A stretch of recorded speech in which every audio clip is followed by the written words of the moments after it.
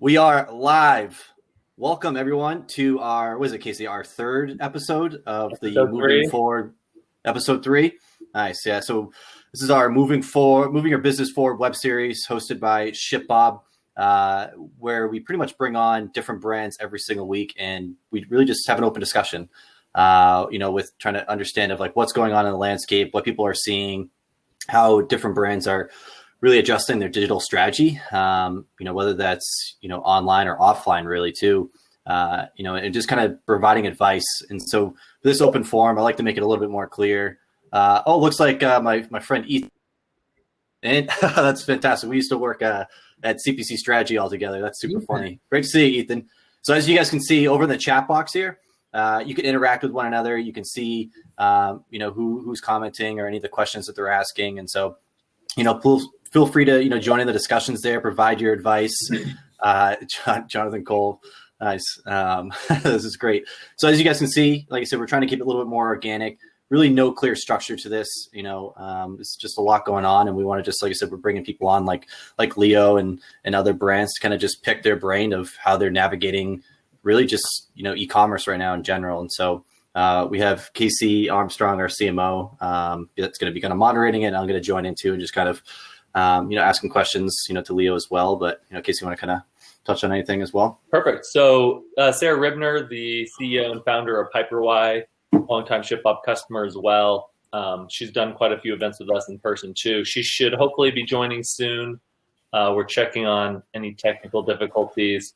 As I was joking with Nick and Leo before, I'm bringing my A game today, dust out the Bob sweater for this episode. So get the questions ready, get the tough ones. I'm going to be peppering Leo and hopefully Sarah when she joins. But real quick, like Nick mentioned, we have Leo Carrillo III. He's the founder and CEO of Haircraft, which offers men's hair products. And so Leo, as far as I know, has been running the business for a few years while also working at Tenuity, formerly known as CPC Strategy. And he recently left Tenuity to go all in on Haircraft. And this was right before COVID-19 or coronavirus hit. So Leo, what a way to really go all in there. Tell us, what's been the most eye-opening thing from when you went from part-time to full-time on it, and then since the coronavirus really came into full effect? Yeah, so great timing, right? Well, one of the first things is the unexpected. I think that everyone's been talking about the coronavirus. Me and my co-founder, Alex, we actually were in LA in January, and we were talking to someone at the Union train station, and he was telling us about the coronavirus. He's like, man, it's really going to hit the US, and I bet you it's going to be this big thing. And we laughed at it. We're like, oh, there's no way. And then 2 months later, here it is. So biggest thing is expecting the unexpected. But in terms of the changes for us, Haircraft Co. is primarily all of our revenue is through Amazon. So Amazon, as everyone has probably experienced, has had a lot of changes in terms of like shipping time and those delays due to prioritizing medical devices and medical supplies. So that being the first thing is almost every product on Amazon that isn't in that category has been affected. Haircraft Co. beauty products across the board have been affected. So are you still able to ship through Amazon, or are they telling you to look elsewhere? So they're still shipping through FBA. It's just instead of it being 2 days, now it's over 30 days or at 30 days. Over 30 days? Yeah. So we've seen it up to over 30 days, and that's been pretty drastic, which we've seen on the front end. We've had numerous customers email us directly, either through Amazon or through our website, asking like, what's going on? Can you change the shipping? And of course, we have no control over that. So that's been the biggest change. Is it's Amazon sandbox, and it's everyone's just playing in it. So that's been a pretty dramatic change. And we've been affected by that as well in terms of the demand, because people going on Amazon are searching for, say, pomade, hair clay, beard oil, and then they do a search and then they see every single brand has about 30 days in terms of shipping. So that's one big change that we've experienced firsthand. It's crazy too with the beauty products, because I know in our internal data, we've seen beauty products on the rise really since coronavirus really kicked in. our partners over at Common Thread Collective, they've done a great job of publishing some data out there, as have a few others. And it's been pretty consistent where like the beauty and healthcare products have continued to rise over time, and also because people are shopping, my guess, online versus offline. But I wonder if part of that is as well is the fact that people start their search on Amazon or on Google, then to Amazon, and they're seeing these crazy delivery speeds, and now they're trying to look elsewhere. So do you guys have any products on hand that you guys are able to fulfill yourselves? Because I know that you don't work with us over at ShipBob. How have you been able to navigate that? So fortunately, we've had a website, we've had a .com, and we've actually had record sales on our site now because that exact reason is people that haven't ever shopped from our .com are now ordering. Fortunately, we do have a warehouse so we can ship product. But it's been really interesting. A funny story is we had a customer email us, shout out Dan. He emailed us last week and was like, hey man, like I went on Amazon last week and I saw that it said over 30 days. I bought your guys' products before, love it.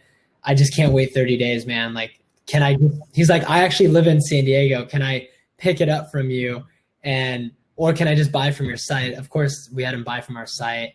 But it was just one thing that we've learned in terms of just that full funnel strategy is how everything affects everything, because like if you don't have a site, it doesn't look optimized and it isn't harmonized to what Amazon looks like, or vice versa. Your Amazon brand doesn't match what it looks like on your site, then that could be a poor customer experience too. And then even just saying you're open for business, like the fact that customers were asking that, we had to change our messaging on our site too, saying we're still operating, we're still doing business. Right. Did you see an improvement in conversion rate once you added that? Because that's something that we made sure that we added. We've been very proactive as well. And I've just seen pretty consistently across the brands that are able to still fulfill during these times. Yes. So we've seen an increase in conversion rate too. Awesome. So I see we've got a question from Ethan. I'll get to in one sec. Everybody, please keep peppering us with the questions over there. But I know a very common question before we get to these is that people ask, especially those that start on Amazon or rely heavily on Amazon, how have you approached distribution and marketing off of Amazon? Because it's interesting where a lot of like the direct-to-consumer brands that sell on their own website often don't know how to make the jump to Amazon, and then vice versa. The Amazon sellers often don't know how to make the leap over to direct-to-consumer. And the CPC strategy and Tenuity being, one of, if not the best, Amazon selling agencies out there. How'd you make that transition? We've been really fortunate that we've, from day one, had some type of strategy. It wasn't fully established when we started Haircraft Co. about 2 years ago, but basically we always knew that everyone isn't just going to shop on Amazon. Some consumers like Dan last week who asked us, like, can you guys do business? Are you guys doing business through your site? We just had the site. We've had a 3PL. We've made sure to have it in a way that, like, at the most minimum way, having a way that customers can still buy from you direct. And that's just been ingrained in the strategy from the beginning. Nothing super comprehensive there. It's been more now in the last quarter where we've been focusing on driving traffic to our site through social media. This week, we're going to be launching Facebook and Instagram ads, especially during this time that you're sharing, Casey, is that e-commerce brands, especially beauty, are on the rise. And I would bet because of what's happening right now, specifically as the Amazon channel has delayed shipping times. So, question from Ethan over here. What opportunity do you see in this adversity?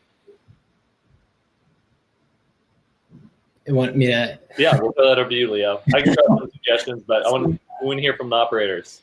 All right. So one thing that we talk about as a team is that COVID-19, every single business owner is going through the exact same thing. It doesn't matter what industry you guys are in. Obviously, ShipBob, you guys have experienced this, positive probably as well, is that this is the great equalizer across every industry. And fortunately for e-commerce brands, specifically direct to consumer, this is the first time where we've had like a reset button. When you think about 2008, when the market crashed, e-commerce wasn't as big. It wasn't what it is now, where people are coming with products and they're having these brand stories. it's the first time where everyone's on the same playing field. And I think of a direct to consumer perspective where these large retailers are being forced to figure out their own strategy, which is just to stay alive because they have so many employees, they have a lot of costs, and then they have to deal with what's happening in retail, which now has gone the lull. So I see this as a great equalizer, and it's something that we talk about internally all the time is whoever can go through this and figure this out, whether it's the messaging, how you add value to your customers, this is the greatest opportunity for any business. And I know that sounds really optimistic, but you kind of have to think that way during this time. If you don't see it as, how do I come out of this stronger? And then the second thing as well is just the experience of this. No one has ever gone through this before. So everyone's trying to figure it out. No one has an exact answer. It's like some of the things we're going to talk about is it's all about the strategies that you're testing that are working and not working. So that's, Ethan, to your question, that's what I would say is that it's the great equalizer, and it's an opportunity for everyone to really push forward in terms of advertising, testing what works, in terms of messaging. Agreed. And I think what you touched on also is everybody understanding their economics, I think, much more intimately as well, so that they can create this long-term business, because this will pass, and whether it passes in a month or a year or who knows, it's going to pass. And hopefully we're at the point, just like you said, what happened to China in the early 2000s is hopefully we do see the step function growth, because the amount of activity online, probably really outside of like food and drinks, is off the charts right now, where historically it's been in the low teens or 11 or 12%. And we have the opportunity to see, I think, huge step function growth there. And so it's going to be those that get through this that will really hit the ground running again whenever we do get through this, or, be able to find ways to thrive through here. Question from Scott: how's your supply chain on packaging doing with personal care? Supply chain and packaging. Did you guys do custom packaging? Do you guys just use the poly mailers from the USPS or FedEx, or how are you guys packaging right now? Everything is through like poly. So it's been good. We've been really fortunate that on the warehouse that we have all of our products stored in for our site, they've had boxes, or they had the poly bags and excess demand ahead of time. So we've been fine on that end. Okay. And then here's a great question from Joshua. So starting out, and again, I know you've been running this for a while, but now you're going full time. And so maybe it's version 2 of starting out. So starting out, how focused were you on turning a profit versus creating more quality product experience, such as high quality packaging, unboxing experience, which you kind of just touched on, like the best bottle material and stuff like that? So we were not focused on profit when we first launched. Our first year in business, we were not profitable. To be completely honest, we were trying to figure out how much demand is there? Can we actually even sell what we want to sell? Do people want this product that we made? And the first year of business was trying to understand supply chain in terms of how do we get enough profit or make enough money to be able to order excess product? And then also, how much demand is there? So it wasn't until year 2 in 2019 that we really started looking at the numbers, because that's when demand popped up, where we saw that there's potential. We didn't need to spend as much on advertising. We were still spending a solid amount, but we didn't have to spend as much to be able to turn a profit. So we were able to actually create projections too, versus, where are we going to be at this month? So I would always tell any business that's starting out, say from what you're saying, Casey, is focus on, is there actually demand for the product that I sell? Mm-hmm. And then what learnings you have too, because we had a ton of learnings when we first launched. Like we got a lot of negative reviews on the packaging because we didn't have a poly wrap on the actual jar, which we didn't think that was a big deal, but customers would say, hey, this is used, like, why is it in an actual plastic wrapping, which now it just makes total sense. And then even just communicating specific things in terms of the scent, what it looks like and whatnot, but not focusing so much on the profit, and then focusing later on how much opportunity and then turning a profit. Yeah. I like that, really nailing that customer experience. And again, too bad that Sarah's not on here yet. Hopefully she can join here or in a future episode. I know from talking with her, because they have natural deodorant for women. I think when they initially launched, it came in like a jar, and you had to like stick your fingers in there, and people were like, "This is weird, and I don't want to do this." This is like the whole reason why I don't want to use this. And so, while the product was strong, the user experience was suboptimal. And so it's okay. We can still use the same ingredients more or less, but let's change the application process. And so it's getting that initial customer feedback, and that's what's going to help accelerate your. I don't know about your profitability because there's a lot of factors there, but at least like your revenue growth, and then hopefully you're taking care of everything else. So here's something, a thing from Scott. Sorry, Nick, were you going to say something? Yeah, no, it does look like she's online. It's just, unfortunately, the platform doesn't let you, if you don't have Chrome or another browser, I believe, which we did not know that, of course, as we're testing out a new platform here.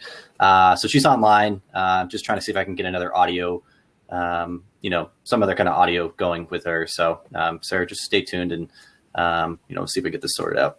Perfect. And so here's something from Scott. And this is another thing we should have mentioned early on. If you guys have answers or suggestions to some of these questions as well, throw them in there. Like we want to get this back and forth going as much as possible. So Scott's the one who asked if, the supply chain on packaging, how that's going with personal care. And then he says that he doesn't believe in just-in-time packaging, and so they have inventory. And that's something interesting as well, is how e-commerce brands really shift their behavior moving forward. Things such as just-in-time, drop shipping, where you're manufacturing from, where you might want to pay a premium to manufacture, let's say, closer to where you live or within the United States or within Mexico versus going overseas, wherever that may be. And on that note, Leo, where do you guys manufacture?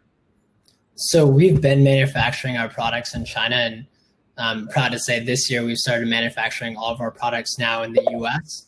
But it was to your point of being able to have the product that we wanted to be able to launch, minimal viable product, and then learning from it, and then now be able to justify the means of getting to the scale of the quantity that we could afford to do it in the US now. Mm-hmm. And then so Lucas, to the ShipBob team, there we go, Randy. Randy's giving you the thumbs up. Randy. And then also one other thing, guys, too, you can also mute the notification things for the chat.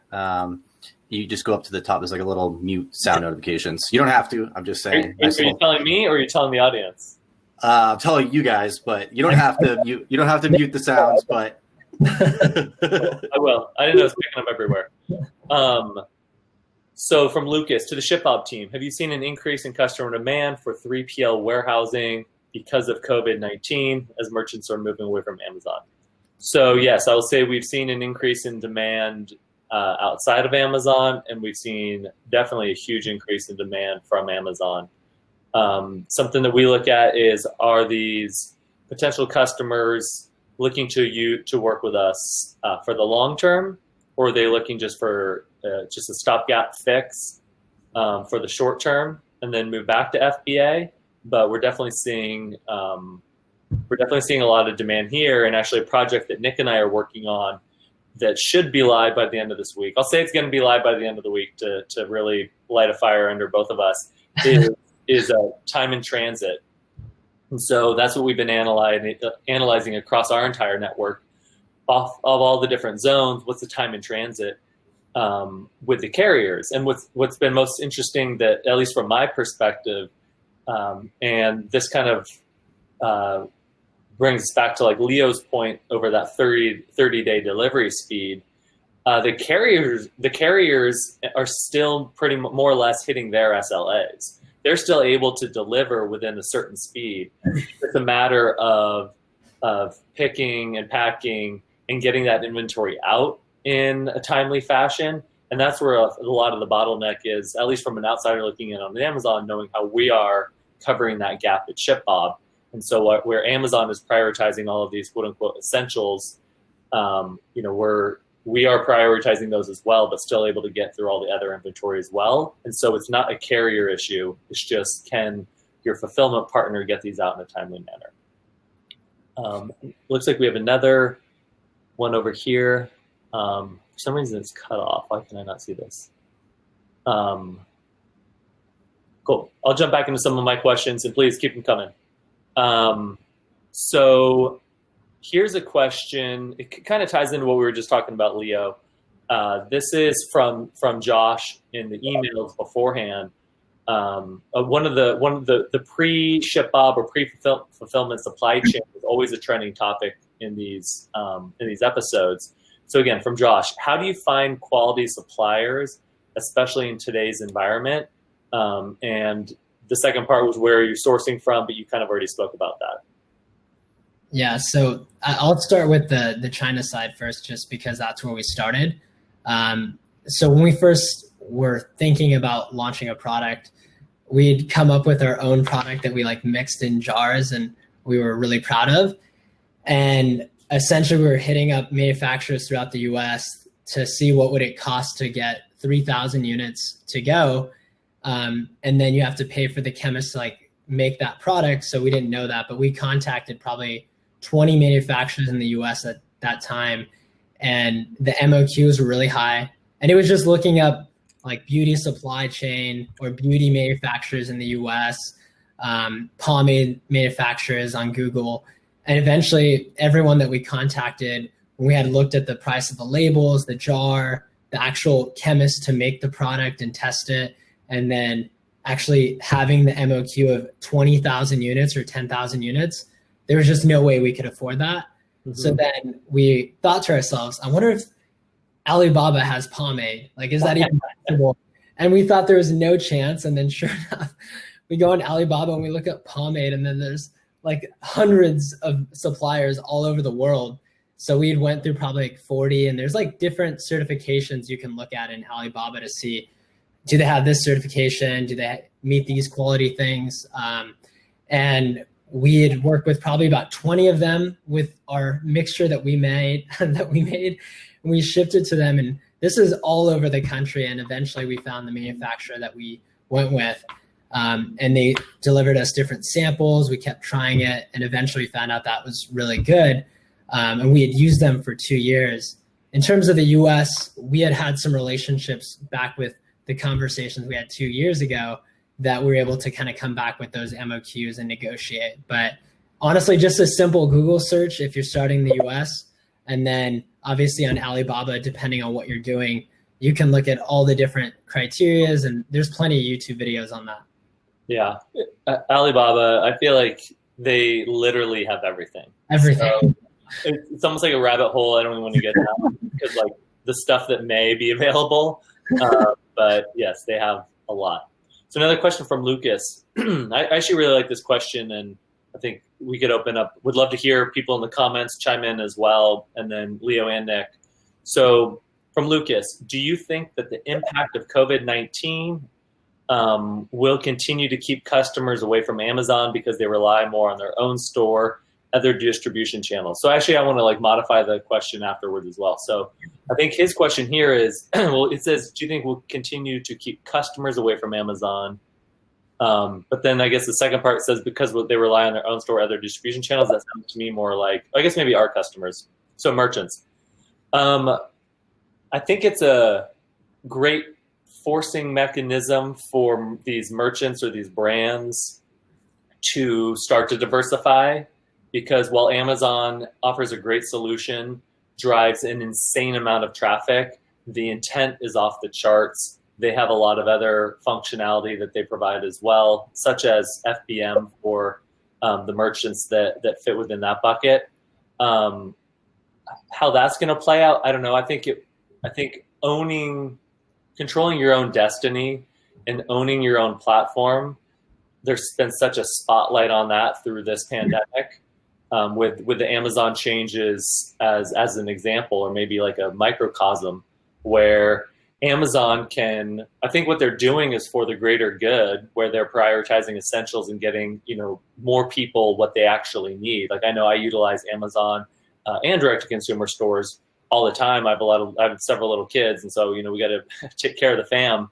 But I think it is a good forcing mechanism for people to spend more time and make sure that that they're set up for success with their own store, and maybe look at Amazon as a complement. I think what will be very interesting is to see buyer behavior and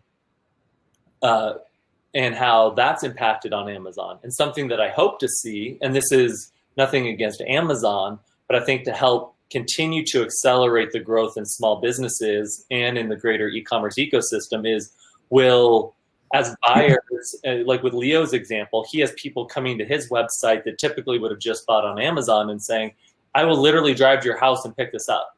Or, hey, what's your web store? Can I just buy this now?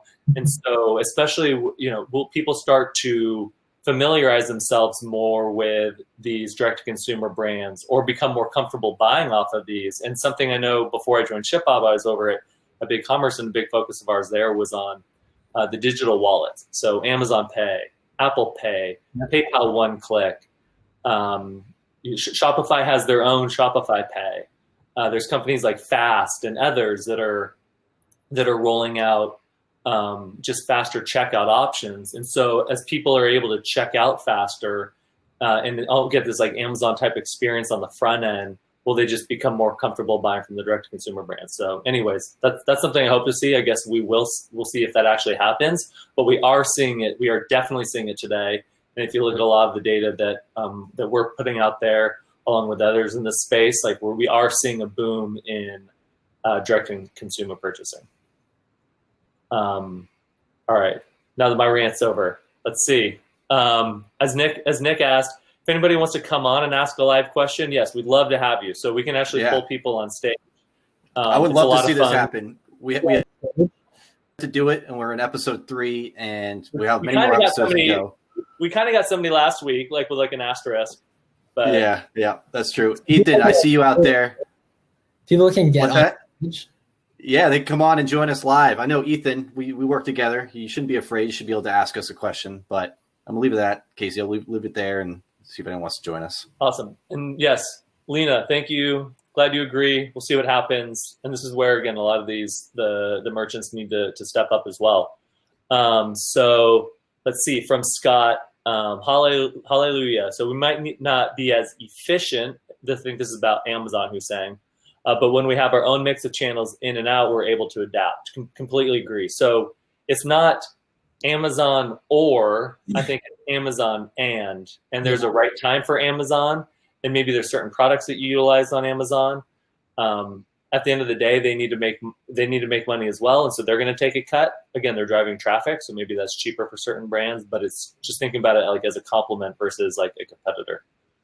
And then let's see. Here's a long one from Randy, so I'll try to read all this. So we're not live yet. Waiting for things to calm down and develop alternative sources of supply. I have zero plans to go to Amazon. This was a decision we made long in advance. It might be an easy way to profits, but is also a path to empower Amazon to compete with you once you have built your market and given them all your data to be able to drop you dead in your tracks. Leo, anything to comment there?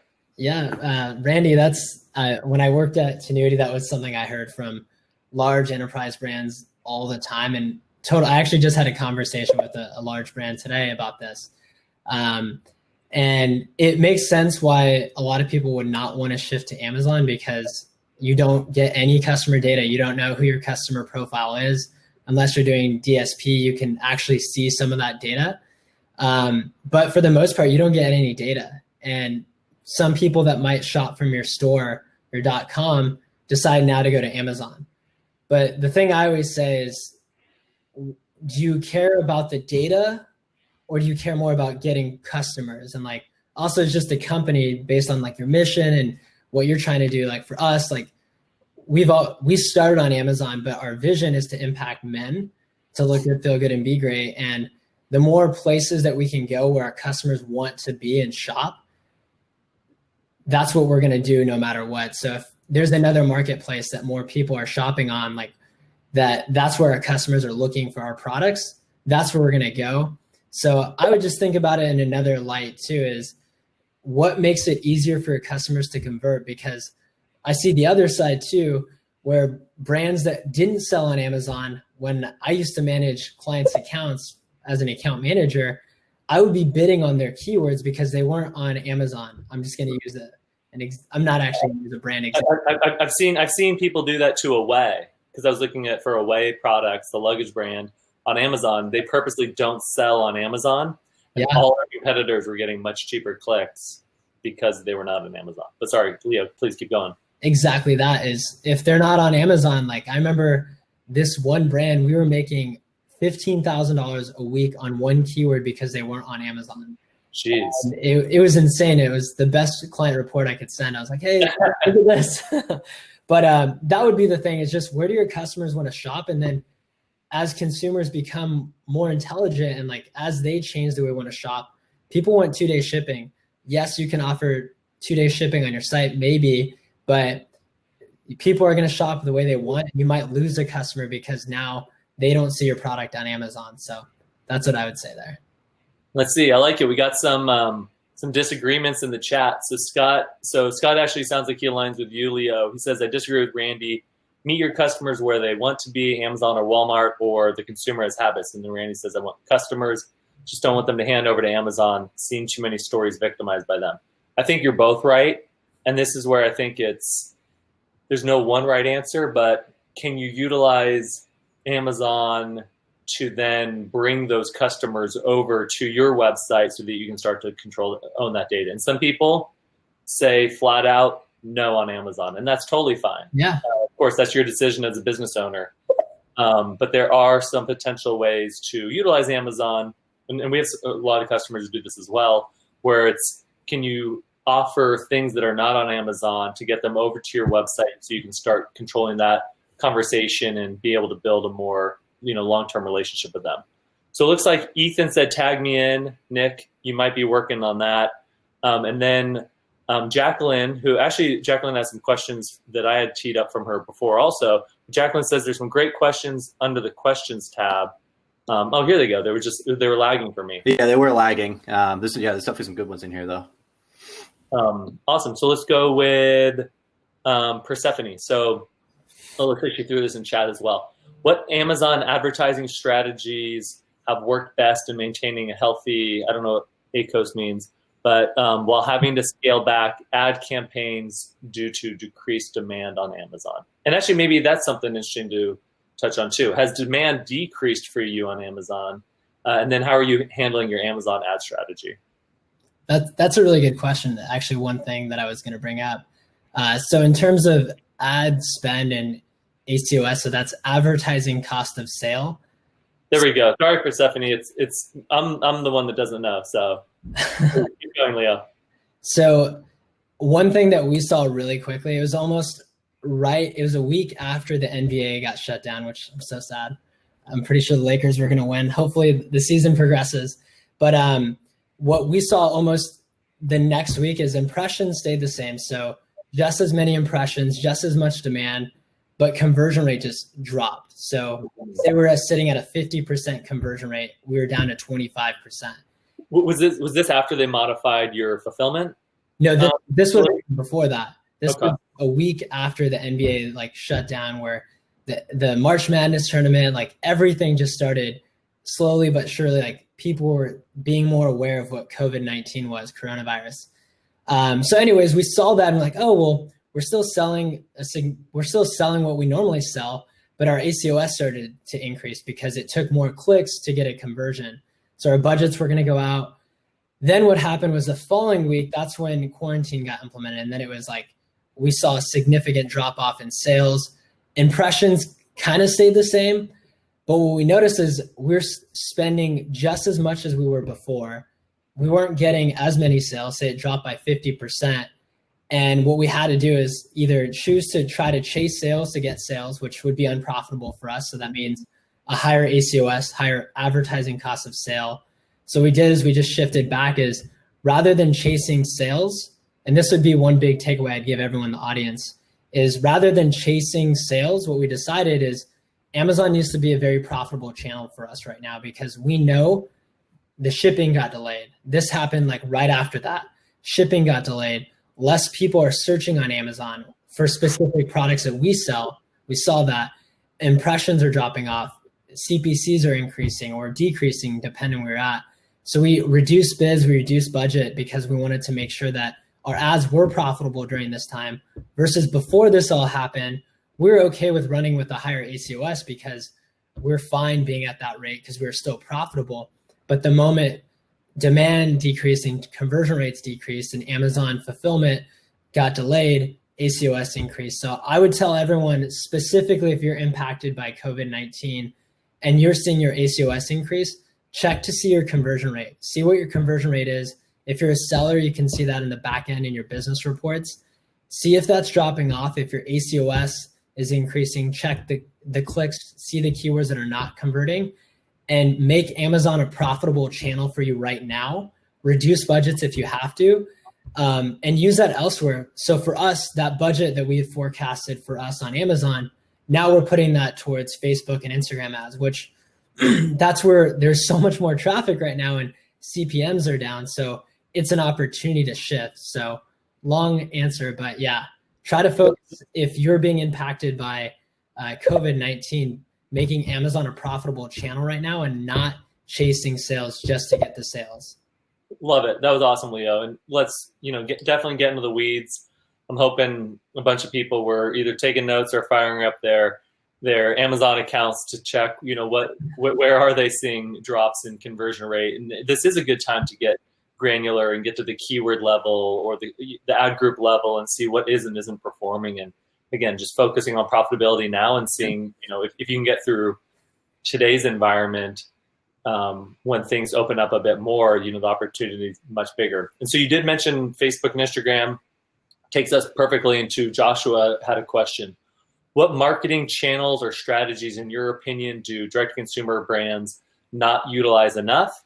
And then you mentioned starting to use Instagram and Facebook ads more. Do you think people should adjust their strategies in a similar way given the times, or is that more dependent on the stage of the company? I think it's all dependent on the stage in the company. For us, we've done Facebook ads in the past, Instagram ads, but never at the scale we're going to invest now. But what I'd say, I wouldn't say that there's any specific channel that we have personally not tested because we haven't tested a lot of different marketing channels there. But in terms of messaging, one thing that we've tried to do is just be aware of what you're saying because right now is unprecedented time. So even with the ads that we've been launching, we were going to launch it 2 weeks ago, but we wanted to be cognizant of what the messaging we had because how shitty is it to see an ad that says buy my t-shirt when it's hey, I'm probably not going to wear this t-shirt out anytime soon.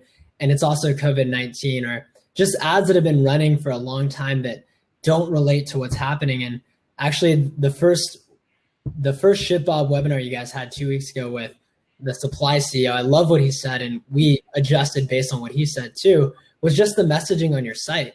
Make sure that your site recognizes that. So we have on our site just our response to COVID-19 and just offering a nice deal. So as a direct to consumer brand, we have higher margins. We can afford to do certain things that add value to our customers, but also realizing what's happening in the market. So I would just say, make sure your site, you're keeping your messaging direct with what's happening in the market. And then also with your ads too, is just making sure that it's attuned to what's happening as well. Yeah, so I'd love to, if you have any examples of how you guys have adjusted your messaging, because I've definitely been following some of the faster moving brands on how they pivot. So take Lululemon, for example, who's obviously a massive brand. They've got a huge magnifying glass on them. One of their more popular, especially on the men's apparel side, one of their more popular spaces was the commuter. I forget what they called it exactly. It was basically commuter comfortable. And it was for people like me who would be on a plane at least every other week. And so it's, how can you be flying in the air and then go direct into a meeting?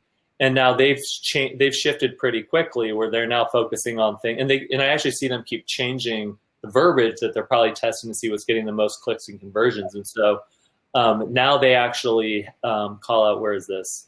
They have a home workout section, and they're really focusing on how can you, and also a work from home section. And so those are obviously kind of similar-ish, but, and so it's kind of shifting that message. So Leo, have you guys shifted at least how you position the need for your products in light of everybody being on Livestorm and Zoom and Hangouts and everything like that.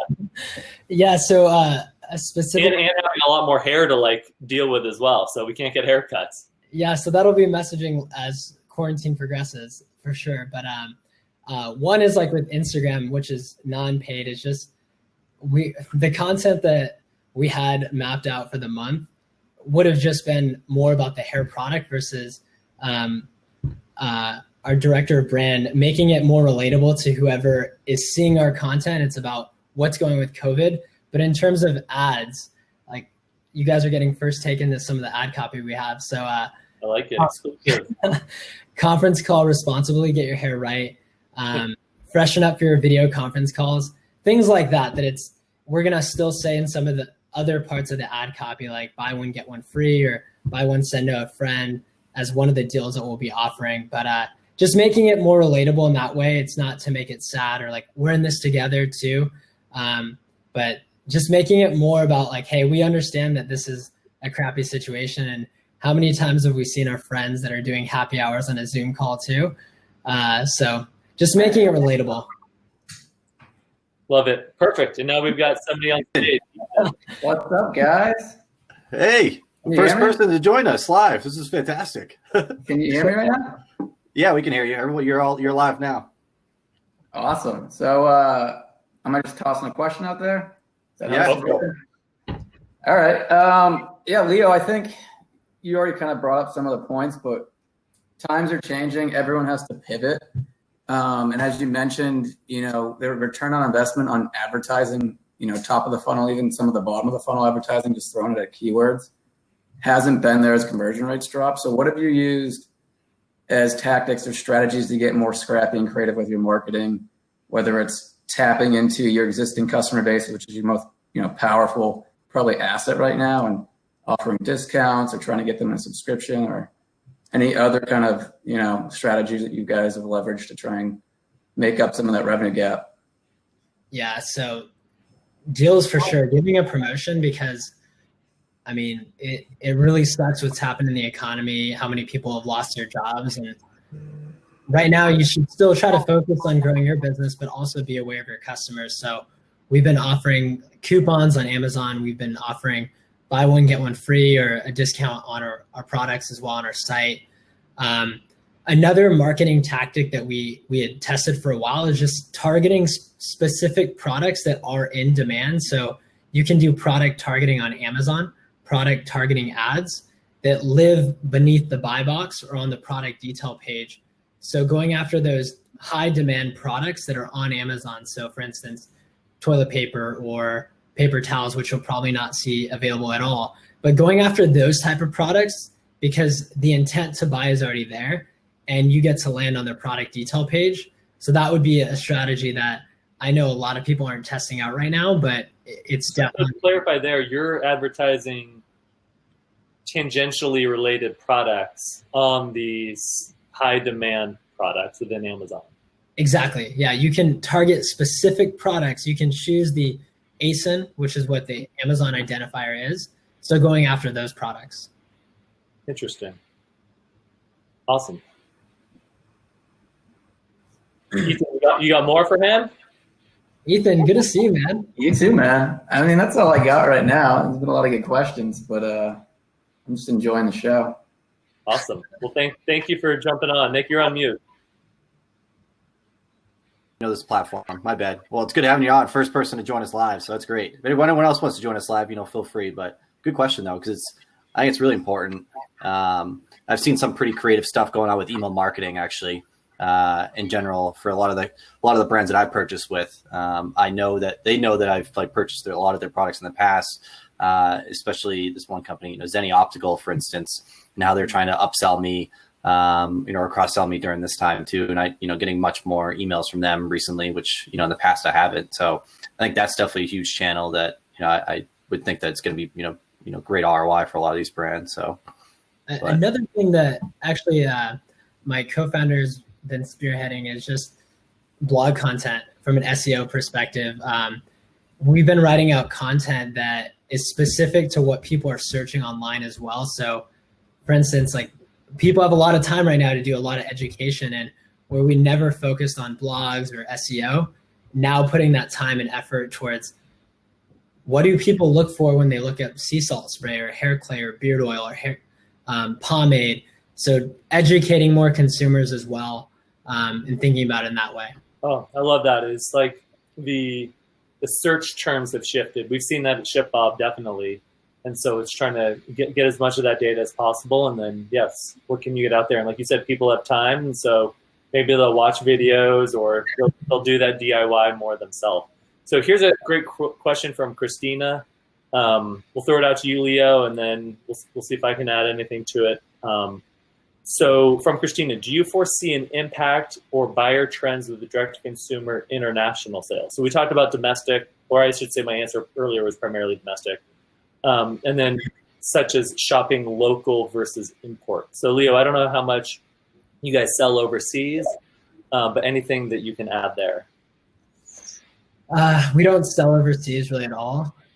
So can't add too much, but I think in terms of like how people are shopping now, it's just everything has changed. And after COVID-19, everything's going to change too, how people do business. So I think just the messaging in terms of as a brand, what you say and like what has happened in the past, that's going to be important, but really can't add too much there. Okay. And then let's see, from in the chats, Scott says, Leo, we're in the same space, but we don't compete. Would love to chat. So he dropped his email. So we'll get that over to you, Leo. But if you want to jot it down, it's right here. So yes, Scott, thanks for reaching out there. Let's see, for Nick, yes, Nick called out Kurt's podcast, which is also titled the Unofficial Shopify Podcast. So he has some great episodes, especially recently. He's been bringing on some great operators. I highly recommend listening to what Kurt has out there. And then Nick called out this one, which does go into SEO. And so again, thinking through content. So how does content play on Instagram or Facebook or within your newsletter, but also from an SEO perspective for that long-term lift as well? I got a question actually too for Leo. Leo, you said that the majority of your revenue comes from Amazon today, right? And totally understand that, right? I saw you grow the brand over the past several years and helping to grow Tenuity, C2C strategies, Amazon apartments. You have a lot of experience there. I guess as a founder, right, over the past couple of years, I'm sure you've understood the importance of diversification. And so how are you thinking about that right now? Let's say COVID-19 aside, right? Which obviously we can't ignore. It's part of the daily life. But I guess, how are you thinking about, diversifying? I've seen your website grow, and new things popping up, left and right. And I am an actual current customer, whether I'm your friend or not. But I'm curious about how you are diversifying channels other than just Amazon. Like, what are you paying attention to, off of Amazon in particular? Yeah. So for us, we knew that this was a big initiative for Haircraft Co. in 2020 was diversifying revenue because, I saw it firsthand at Tenuity with brands that were only on Amazon. Their account got suspended. There's no business. So saw the worst side of it. And I don't remember who asked the question about should I go on Amazon or not. But to that exact point is the biggest thing we don't have is customer data. And what we're already going to do is now just been lit, as you guys were talking about that project you guys are working on. Timelines have shifted in terms of what we've been doing. So the things that we were going to do before in terms of like influencer marketing, working with large blog publications like GQ, Men's Health, all of those things now are like top of mind. Instead of spending that money on Amazon, we're focusing on really building the brand, because on Amazon, you do have assets and tools that you can use like A+ content, videos, stores, but you can't really build a brand. It's based on search traffic. So that's what we're really focusing on, is how do we really get to know our customer off of Amazon? What are those specific demographics? What does he like to do? What does he not like to do? And by doing that with like Facebook, Instagram ads, working with influencers, micro influencers, to really test everything that we can. Because right now I was on a different webinar that I was listening to, and the cost of everything has just shifted. Like influencer marketing has shifted as well. And it gives you a lot of time to really test to see what works best. And then I think about this stimulus package that's hitting too, is like, there's going to be a surge in demand for a lot of products that are coming up. So the sooner that we can test those things before that, and if it is what our customers want to buy right now. So just really testing all the different channels that we can right now. But the biggest learning is just doing this faster. Like if we would have had more time to do this, which hindsight 2020, but it's just focusing on that for the next time. That's great. And so we've got a couple more questions that popped into the chat, and then I've got one final one for you, Leo, and then we'll wrap it up. So I'll address Marilyn's first. Why will ShipBob not onboard my company? And so I don't know any context there, but Marilyn, feel free to email me directly. It is carmstrong@shipbob.com. And that goes for anybody on here. If you guys have any questions, please let me know. It's from Scott, and then we'll jump to Lucas's. Is influencer marketing dead now, given the way Facebook and everybody is cracking down on bad info and conspiracy stuff? The short answer is no. Then with Lucas, so how does ShipBob ensure 2-day delivery of products in all categories, even non-emergency products, while Amazon needs up to 30 days for these products? And so at ShipBob, what we did is, so with ShipBob, we have our software, which our customers use, or the merchants. We have the fulfillment centers, which are ShipBob employees. And then we have our ShipBob warehouse management system, or WMS. And that's what powers everything within the fulfillment centers.